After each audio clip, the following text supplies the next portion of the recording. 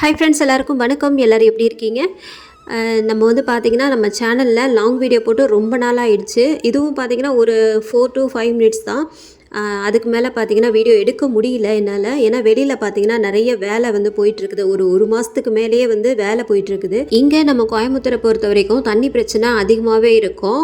இங்கே கோயம்புத்தூரில் இருக்கிறவங்களுக்கு தெரிஞ்சிருக்கலாம். நான் வந்து பார்த்திங்கன்னா நாங்கள் இருக்கிற இடம் வந்து எப்படின்னா ஒரு போர் இல்லாத ஏரியா. அதாவது இந்த உப்பு தண்ணிக்கெல்லாம் போர் இருக்குன்னு பார்த்தீங்களா, அந்த மாதிரி இல்லாத ஏரியாவுக்கு வந்துட்டோம். கொஞ்சம் தெரியாமல் தான் வந்தோம். அது பார்த்திங்கன்னா போர் இல்லாத ஏரியா அப்படின்றதுனால வெளியிலேருந்து தான் வந்து தண்ணி வரும் எங்களுக்கு. ஃபஸ்ட்டு வந்து 1000 லிட்டர் டேங்க் வந்து இருந்தது. அதை வந்துட்டு ரிமூவ் பண்ணிவிட்டு இப்போ வந்து பெருசாக தொட்டி வந்து கட்டிகிட்ருக்குறாங்க. அதுக்கே பார்த்திங்கன்னா ஒரு மாதத்துக்கு மேலே ஆயிடுச்சு. இன்னும் அதை வந்து கட்டிகிட்டு தான் இருக்கிறாங்க. அதனால பார்த்திங்கன்னா இடம் ஒரு மாதிரியாக கச்சன்ட்டு, ஒரு கோலம் போட முடியல, எதுவுமே பண்ண முடியல. ஒரு மாதிரியாக டல்லாக வந்துட்டு இருக்குது இடமே பார்த்திங்கன்னா பின்னாடி பக்கம். வீட்லேயும் பார்த்திங்கன்னா எந்த ஒரு ஒர்க்கும் வந்துட்டு பண்ண முடியல. வெளியில் வேலை செய்கிறதுனாலே ஒரே சவுண்டாக வந்து கேட்டுக்கிட்டு அந்த மாதிரி வந்துட்டு இருக்குதா, நம்மளால் வந்துட்டு நம்மளோட ஒர்க்கை வந்துட்டு கவனிக்க முடியல சரியா. அதனால தான் வீடியோவும் வந்து சரியாக போட முடியல என்னால். இந்த ஒரு வாரமாக பசங்களுக்கு ஸ்கூல் திறந்ததுக்கப்புறமா வெறும் வெரைட்டி ரைஸாக தான் பண்ணி கொடுத்துட்டு இருந்தேன். ஆனால் இன்றைக்கி பார்த்திங்கன்னா சரி சாம்பார் வச்சிடலாம், நமக்கு தான் பருப்பு குழம்பு கை வந்தால் கலையாச்சே, கொஞ்சம் ஈஸியாக டக்குன்னு முடிச்சிடலாமே சொல்லிட்டு பருப்பு குழம்புக்கு தான் ரெடி பண்ணிட்டு இருந்தேன். இந்த ஸ்கூல் நாள் லீவ் அப்போல்லாம் எப்படி இருந்ததுன்னா ஒரு சோம்பேறியாக சரியாக சாப்பிடாம இந்த மாதிரி தான் போயிட்டு இருந்தது. ஆனால் ஸ்கூல் திறந்துட்டாங்க அப்படின்னா நம்ம வந்துட்டு பம்பரமாக சுற்றிக்கிட்டே இருக்கணும். ஒரு 5 மணிக்கு எழுந்திரிச்சோம் அப்படின்னா எப்படி பார்த்தாலும் பசங்க வந்து ஒரு 8:30 மணி வரைக்கும் கிளம்பிக்கிட்டே இருப்பாங்க.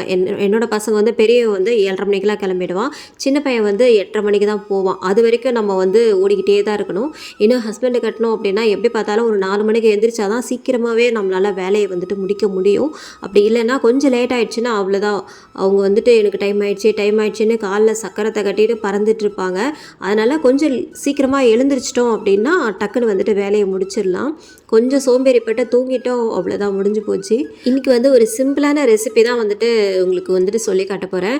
இந்த உருளைக்கிழங்கு பார்த்தீங்கன்னா டக்குன்னு வந்து பண்ணிடலாம். இது பண்ணுறதுக்கு வந்து கொஞ்சமாக எண்ணெய், சோம்பு, அதுக்கப்புறம் கட் பண்ண உருளைக்கிழங்கு வந்து சேர்த்துக்கலாம். நம்ம கடுகு எதுவுமே சேர்க்க தேவையில்லை. கொஞ்சோண்டு சோம்பும், ஒரு 1/2 ஸ்பூன் மட்டும் சோம்பும், கொஞ்சம் எண்ணெய், சோம்பு, அதுக்கப்புறமா வந்து இந்த உருளைக்கிழங்கு கட் பண்ண உருளைக்கிழங்கு அது சேர்த்துட்டு உப்பு, மஞ்சத்தூள், மிளகாய்த்தூள், அதாவது தனி மிளகாய்த்தூள் சேர்த்துட்டு நல்லா வந்து மிக்ஸ் பண்ணிக்கணும். இதை வந்து நல்லா சிம்லேயே வச்சு நம்ம வதக்கிட்டே இருக்கணும். ஃபைனலாக வந்து கொஞ்சமாக கருவேப்பிலையும் கொஞ்சம் வெங்காயமும் போடணும். நான் வந்து இன்றைக்கி வெங்காயம் வந்து சேர்த்துக்கல. இது வந்து கடைசியில் வெங்காயம் சேர்த்திங்க அப்படின்னா நீங்கள் சாப்பிடும்போது கொஞ்சம் க்ரன்ச்சியாக இருக்கும். அதனால தான் பசங்களை ஒரு வழியாக அமுச்சு விட்டுட்டு நான் அதுக்கப்புறமா வந்து ஸ்டவ்லாம் வந்துட்டு க்ளீன் பண்ணிகிட்டு இருந்தேன். ஏன்னா இது பார்த்திங்கன்னா என்ன தான் நம்ம வந்துட்டு அடிக்கடி க்ளீன் பண்ணி வச்சாலும் அப்படி சமைச்சோம் அப்படின்னா கையோட க்ளீன் பண்ணுறது ரொம்பவுமே நல்லது. அந்த எண்ணெய்லாம் பார்த்திங்கன்னா அங்கங்கே தெரிஞ்சு போயிருந்தது. அதை எல்லாத்தையுமே நல்லா தொடச்சி விட்டுட்டு இருக்கிற பாத்திரம் எல்லாத்தையுமே கழுவி விட்டுட்டு இது வந்து சாயந்தரம் வரைக்கும் அப்படியே போட்டு வச்சுருந்தேன் அப்படின்னா ஒரு மாதிரியாக காஞ்சி போயிடும். அப்படி இந்த பருப்பு வேக வச்சது இது எல்லாமே காஞ்சி போயிடும். சரி இப்போவே கையோட கழுவி வச்சிட்டோம் அப்படின்னா நமக்கு வந்துட்டு கொஞ்சம் ஈஸியாக இருக்கும். ஈவினிங் வந்து பசங்க வந்துச்சிங்கன்னா அப்படியே டீ போட்டு கொடுக்க நமக்கு வந்துட்டு கொஞ்சம் ஈஸியாக இருக்கும். அப்படியே டிஃபன் செய்கிறதுக்கு கொஞ்சம் ஈஸியாக இருக்கும் இல்லையா. நான் வந்து எப்போவுமே பசங்களோட யூனிஃபார்ம் அப்புறம் என்னோட ட்ரெஸ் எல்லாத்தையும் கையில் தான் துவைப்பேன். ஏன்னா மிஷினில் போடுறதுக்கு எனக்கு அவ்வளோ பிடிக்காது. சுடிதார்லாம் நான் மிஷினில் போட்டேன் அப்படின்னா அந்த எம்ப்ராய்டிங், அந்த சமிக்கை எல்லாமே போயிடும். அதனாலே பார்த்தீங்கன்னா நான் கையில் தான் துவைப்பேன். ஆனால் இப்போ வந்து பின்னாடி பக்கம் கொஞ்சம் ஒர்க் வந்து போயிட்டுருக்கிறதுனால என்னால் வந்து பின்னாடி பக்கம் துணி துவைக்க முடியல. சரி அதனால் வந்து மிஷின்லேயே வந்துட்டு போட்டுறது. மிஷினில் போட்டுட்டு அப்படியே துணியெல்லாம் வந்துட்டு காய போட்டுட்டு நமக்கு வந்துட்டு முக்கியமான வேலை வீட்டில் உள்ள வேலை அப்படின்னா இந்த வீட்டை பெருக்கிறது, வீட்டை வந்து துடைக்கிறது, பாத்திரம் தேய்க்கிறது, துணி துவைக்கிறது.